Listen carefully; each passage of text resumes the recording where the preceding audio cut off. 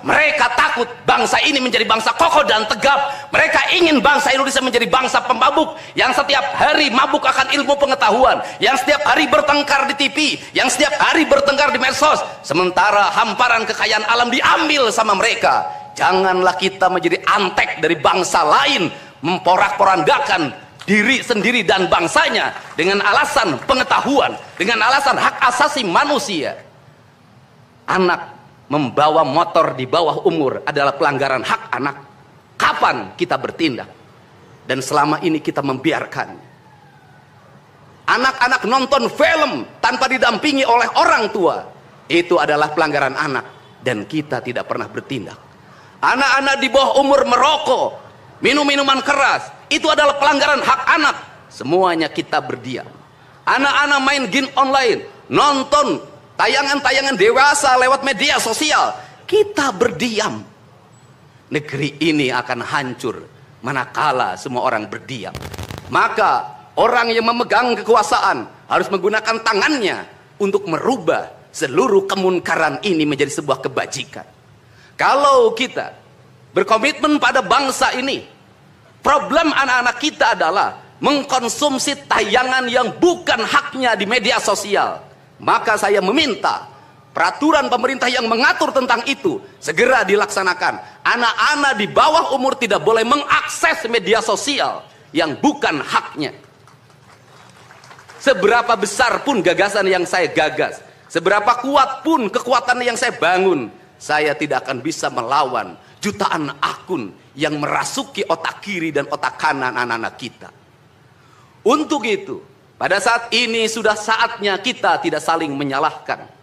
Untuk itu saat ini tidak ada salahnya kita mengambil tindakan berdasarkan perilaku kita masing-masing. Perilaku ekonomi menyebabkan anak-anak kita kehilangan ibunya karena pergi ke luar negeri. Perilaku ekonomi mengakibatkan anak-anak kita tidak pernah bertemu dengan ibu dan bapaknya karena mereka mencari rejeki. Mereka ada di pojok-pojok rumah bersama kakeknya. Kakeknya melarangnya dia main game online, melarangnya pakai motor jam 11 siang. Maka pisau dapur terhunus dan ditusuk seseorang kakek oleh cucu yang disayanginya. Kerangka pijak seperti ini harus dibangkitkan oleh kita. Semangat militer, bukan militerisasi. Kalau anak-anak dibangunkan jam 4 subuh, di mana letak salahnya dan di mana letak pelanggarannya? Kalau anak-anak dibangunkan kemudian disuruh membereskan tempat tidur, apa salahnya dan apa pelanggaran hak anaknya? Kalau anak-anak disuruh sholat subuh, apa pelanggaran haknya? Kalau anak-anak mengikuti kuliah subuh, apa pelanggaran anaknya? Kalau anak-anak disuruh ngantri kemudian makan pagi, sarapan pagi dengan telur, dengan nasi, dengan pisang dan minum susu, di mana letak salahnya?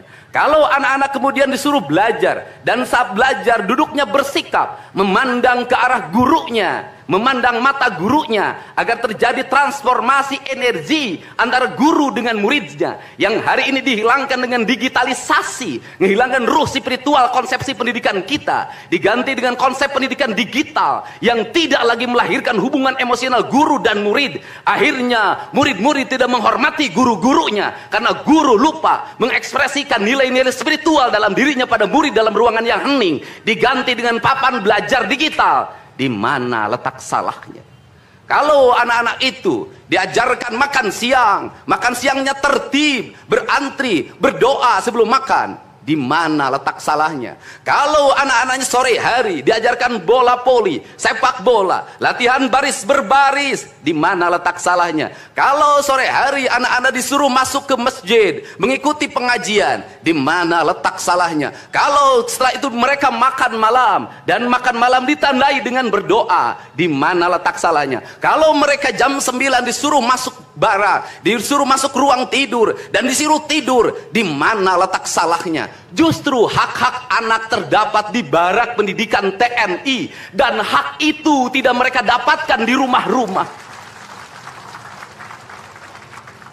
Di rumah-rumah anak-anak tidak bisa tidur malam. Mereka rata-rata tidurnya jam 4. jam 1 malam, jam 2 malam. Di rumah mereka tidak mendapat makanan yang bergizi karena serba fast food. Di rumah mereka tidak mendapatkan kasih sayang. Di jalanan mereka balapan. Mereka tidak mendapatkan ruang hidup tanpa gadget dalam setiap hari. Saya katakan, justru lingkungan kita hari ini, rumah, halaman rumah, kadang sekolah, kadang jalanan, bukan lagi tempat yang ramah untuk anak-anak Indonesia.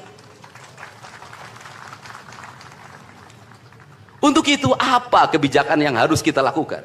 Kebijakan yang harus kita lakukan adalah mindset pembangunan dirubah. Ekonomi bukan segalanya. Itu penting. Tetapi ekonomi tidak boleh membunuh ruang-ruang publik di mana orang mendapat ruang bercengkrama. Desain rumah harus dikembalikan pada desain yang membuat jendela, membuat ruang untuk ibu dan bapaknya berkumpul. Halaman rumah harus tersedia di setiap kampung, jangan dihabiskan untuk bangunan. Karena anak-anak ingin bermain di halaman. Lapangan bola di setiap desa harus ada. Karena apa? Karena mereka terus berinteraksi olahraga. Sungai-sungai harus dijernihkan. Karena anak-anak orang miskin tidak bisa berenang di kolam renang yang berbayar. Mereka harus berenang di sungai-sungai yang jernih. Gunung-gunung harus dihijaukan. Karena anak kita perlu hiking dan traveling dalam setiap waktu.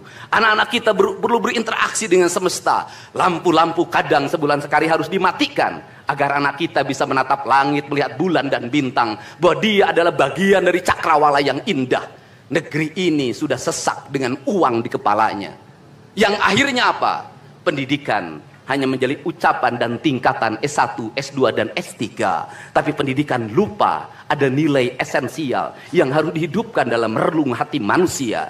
Pendidikan Indonesia adalah mewujudkan manusia Indonesia seutuhnya. Mewujudkan manusia Indonesia seutuhnya. Dalam falsafah Sunda disebutnya Pancawaluya. Cager, bager, bener, pinter, singer. Itulah falsafah pendidikan asasi.